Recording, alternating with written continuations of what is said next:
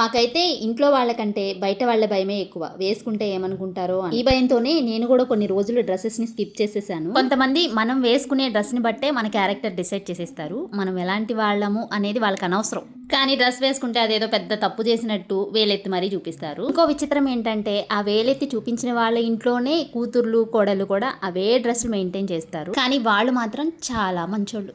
ముందు నేను కూడా సేమ్ సిస్టర్ మీలానే ఆలోచించేదాన్ని. చేసుకునేవాడు వేసుకోమన్నా చూసేవాళ్ళు ఏమనుకుంటారో అనే భయంతో నాకు నచ్చిన డ్రెస్సులు వేసుకోవడం మానేసేదాన్ని. తర్వాత నేను రియలైజ్ అయిన విషయం ఏంటంటే అనుకునే వాళ్ళు ఎప్పుడు ఏదో ఒకటి అనుకుంటూనే ఉంటారు. మనం చేసే పనిలో తప్పులు వెతకడమే వాళ్ళ పని. అలాంటి వాళ్ళని మనం మార్చలేం. ఎదుటి వాళ్ళు వేలెత్తి చూపించేటట్టు అలాంటి డ్రెస్సులు వేసుకోవడం అవసరమా అని మీరు అనుకోవచ్చు. మీరు అనుకున్నట్టు మేము జబ్బలు కనిపించేటట్లు జుబ్బాలేం వేసుకోవట్లేదు. లాంగ్ ఫ్రాక్స్, పంజాబీ డ్రెస్సెస్ ఇవి కూడా వేసుకోవడం తప్పే వాళ్ళ దృష్టిలో. వాళ్ళకి నచ్చినట్టు వాళ్ళు ఉంటున్నారు, వాళ్ళని మనమేదో అని వాళ్ళని ఎందుకు బాధ పెట్టాలి అని ఆలోచించే వాళ్ళే లేనప్పుడు వాళ్ళేదో అనుకుంటారు, వీళ్ళేదో అనుకుంటారు అని ఆలోచించి వాళ్ళ కోసం మన కంఫర్ట్ని మనం ఎందుకు మిస్ అవ్వాలి అని నేను చాలా రోజులకి రిలీజ్ అయ్యాను. ఇంట్లో వాళ్ళు డ్రెస్సెస్ వేసుకోవద్దు అన్నారు అంటే వేసుకోమని నేనైతే చెప్పట్లా. ఎందుకంటే అది వాళ్ళ ఇష్టం. వాళ్ళకి నచ్చకుండా మీరు వేసుకోవడం కూడా కరెక్ట్ కాదు. కానీ ఇంట్లో వాళ్ళు వేసుకోమన్నా వీధిలో వాళ్ళకి జడిసి మాత్రం మీకు నచ్చిన పని చేయడం మానొద్దు. ఎందుకంటే మనం డ్రెస్ వేసుకునే విషయంలోనూ కాదు, ఏ పని చేసినా వేలెత్తి చూపించే వాళ్ళే ముందుంటారు.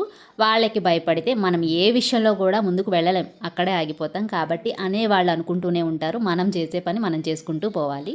ఇవాల్టి వీడియోలో బుట్ట హ్యాండ్స్ని ఎలా స్టిచ్ చేసుకోవాలి అనేది చూపించాను. ఒకవేళ మీకు ఈ వీడియోలో కటింగ్ ఎలా చేశానో అర్థం కాకపోతే ఈ హ్యాండ్స్ కటింగ్ ఫుల్ వీడియోలో పోస్ట్ చేశాను. రిలేటెడ్ వీడియోలో ఉంటుంది, ఒకసారి చెక్ చేసేయండి. వీడియో నచ్చితే లైక్ చేసి షేర్ చేసి సబ్స్క్రైబ్ చేసుకోండి.